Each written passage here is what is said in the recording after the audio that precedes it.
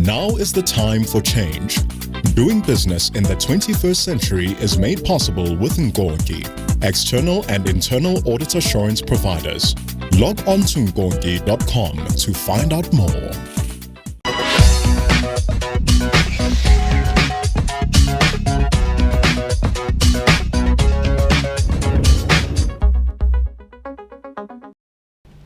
The ideal board and a top-notch chairman. Is this the holy grail of the boardroom? The directors of a company are its heart, mind and soul, but what makes a director a good one, and what special qualities does an excellent chairman have to have?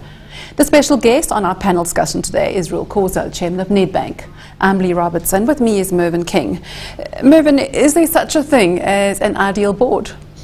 Leigh, I think for idealism one keeps striving to achieve the ideal. What is important is that the board, and this is particular I think a role of the chairman, who usually chairs also the nominations committee, is to see that the board has the correct skills for that particular kind of business, so that you have more knowledge in your business judgment calls, more information. Diversity is another critical issue on boards. I think women on boards is very important. Their just thinking is different.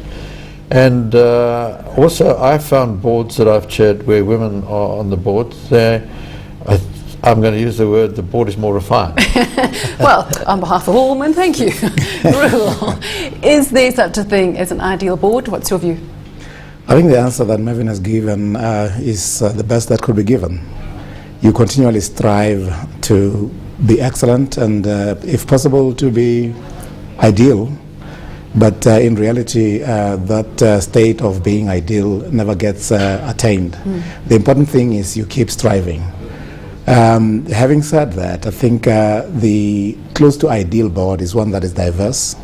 It's one that is comprehensive. It's one that is constituted by people who take care to prepare, who also take their fiduciary responsibility extremely seriously. And the preparation is not a question of just reading the board pack. Preparation, it's almost a lifetime challenge. People have got to be well-read, well-educated.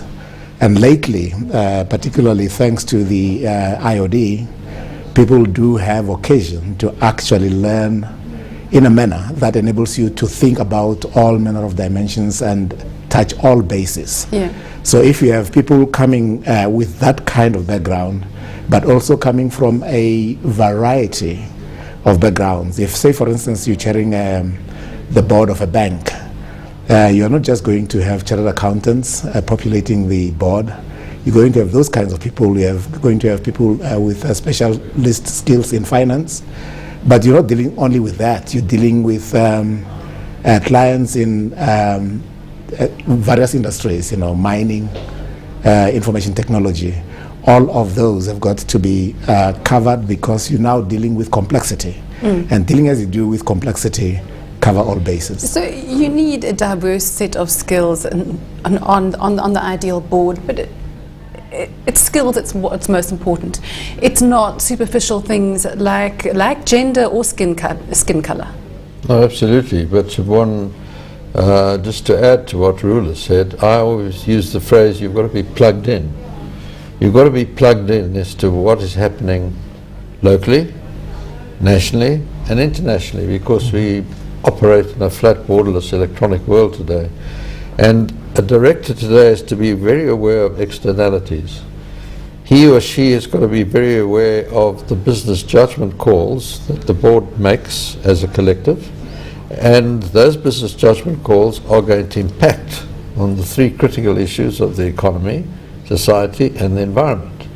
So a board's got to be very aware of that, and also how that's going to impact on the total value of the company, which will include its reputation, for example.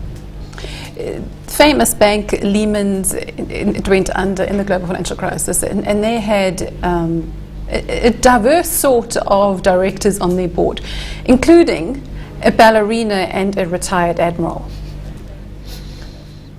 Well, I think that that's speaks diversity for itself. for you. No, that speaks for itself, because I mean that is diversity, but it's diversity gone mad almost. Yeah. Because I don't think, I mean, I don't know the person, so I'm not derogating them or in any way, but I can't imagine what they added to the assisting the board in making a business judgment call in the best interest of Lehman Brothers. And did they really understand the reports coming up from the credit committee or from the audit committee? These are critical issues. So I think the board today has to be constituted. There has to be executives on the board as directors, so you have that coalface knowledge, and then non-executive directors where you have other skills relevant to that business, and you mix it all up, and hopefully the board as a collective comes out with a better business judgment. But Rul, you wouldn't have a ballerina on your board. Well, there are ballerinas and ballerinas. There are ballerinas that are very knowledgeable. If you're a ballerina and you're very knowledgeable... Knowledgeable in dancing. Knowledgeable in finance, knowledgeable in strategy, knowledgeable in IT, knowledgeable in things that are pertinent to the board, then you're more than welcome. The idea is not so much decorative, it's not tokenism. The idea is contribution. The idea is having a perspective. You know, a board member who does not bring perspective actually doesn't add value. So there is a sense in which those are the key elements that you'll be looking at, not color, not gender, except that, I mean, those are, particularly in our era, very, very important. When you talk about women on the board, you're not talking about gender. You're talking about an existential experience that might be quite different from that of a man. There is evidential discrimination against women that has actually been in place for a long, long time. So they bring that kind of perspective that says there are certain things for which you as men might have had blind spots. And we're going to cast light onto that. If they come from another race, for instance, their existential experiences may also be very different. It may be such that, you know, if you take South Africa, the excessive dalliance with working with white males over the years actually excluded dimensions that were critically important. So when you bring them to the board, you're not bringing them for their pigmentation, you bring them for their pedigree of knowledge. And I'm so glad to hear that. Why then do we have a problem in South Africa and around the world of very few women directors on boards? Well, I think it's because the historical nature that it was seen as a male domain, and I think that glass ceiling's been broken now. We've cracked through it. So women have still got to catch up. That's why you find fewer women chief executives compared with male chief executives. But they're catching up. So the same thing in politics. But not fast enough. Not fast enough in certain areas, but if you look at some of the banks, to which your Nedbank, about a third of our board members is now women. We insisted on that actually happening. When we're told they're not there, we said, go and find them. If you can't find them, go make them. and if you insist that way sooner rather than later, you actually have a pool of very well qualified women, or those who are at the verge of being highly qualifiable, and virtually no time, you actually have a balanced board. When I first joined the Old Mutual PLC board, there was no woman there. And I just threw down the gauntlet and said, you know, this is the country that gave the world Margaret Thatcher. So don't tell me that. Go find them. They must be there. And as we speak now, in fact, upward of 20% of the board is now comprised of women, indigenous to the UK, if you like, as well as coming from the US and South Africa.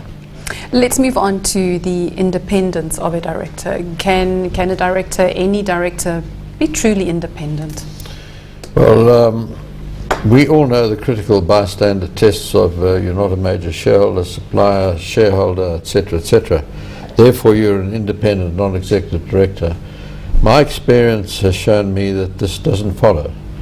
I have actually chaired boards where the executive director has shown more independence of mind than the non-executive director on an issue which was clearly impacting on him, and it was him personally, adversely, but he focused his mind on the issue in the best interest of the company and showed absolute independence of mind. That's a situation that happened to me about 25 years ago. And that's when I learned that independence is more a state of mind than it is fulfilling these and ticking the boxes of these critical bystander tests. And I certainly found as a chairman that I looked to see the independence of thinking coming from my board members. And sometimes, as I said, it was more sometimes the executive than the non-executive. Rule? I concur with Mervyn completely. He and I and a few others actually did itemize the criteria that aid in establishing degrees of independence. But when all is said and done, it is independence of mind, objectivity that actually characterizes what independence is about, and not so much the criteria that we itemized, even though those are helpful. One should not have a direct interest in the company that actually could actually render him subjective. Yeah. He should not have relatives and those kinds of people, you know, in working in the company, and all of those kinds of criteria that we itemize, they actually aid. Ultimately, it's independence but of let me mind. ask you both, what happens if a director is appointed by the controlling shareholder? Do they act in the interests of the controlling shareholder or in the best interest of the company? And what happens in practice? Well, in law, the director has a duty to act in the best interest of the company. He must not be subject to what I call whispering in the ear, which you could get from a controlling shareholder.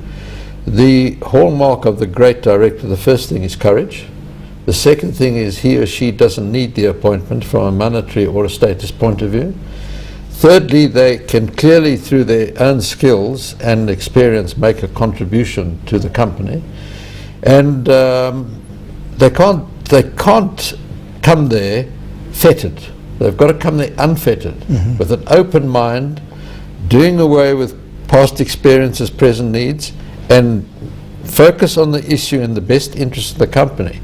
That's why it's so critical, Leigh, for a board to understand what are the legitimate and reasonable needs, interests and expectations of the stakeholders, and what resources are being used by the board. So in making that business judgment call, they can think of these things, because in the nature of things, in making a judgment call in the best interest of the company, you have to balance the needs, interests of your stakeholders. You're going to benefit some more than others. Yeah. But the reason you can explain was this was a decision in the best interest of the company for creation, hopefully, of total value long term. Quick comment from you, Rule. Key to your responsibility as a director is your fiduciary responsibility. When you're there, you're not serving sectional interests. You do what is in the best interest of the company, and you're serving stakeholders, not the shareholder, big or small. You are there to make sure that what is in the best interest of the organization is actually catered for. And you do that consciously, diligently, and in a manner that is totally dedicated, and if need be, also very professionally. We're going to a break, but do stay with us as there's more on the Ideal Board and the top-notch chairman when we come back.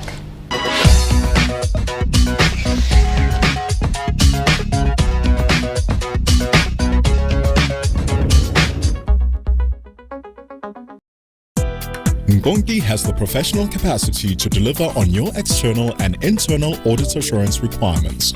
Visit nkonki.com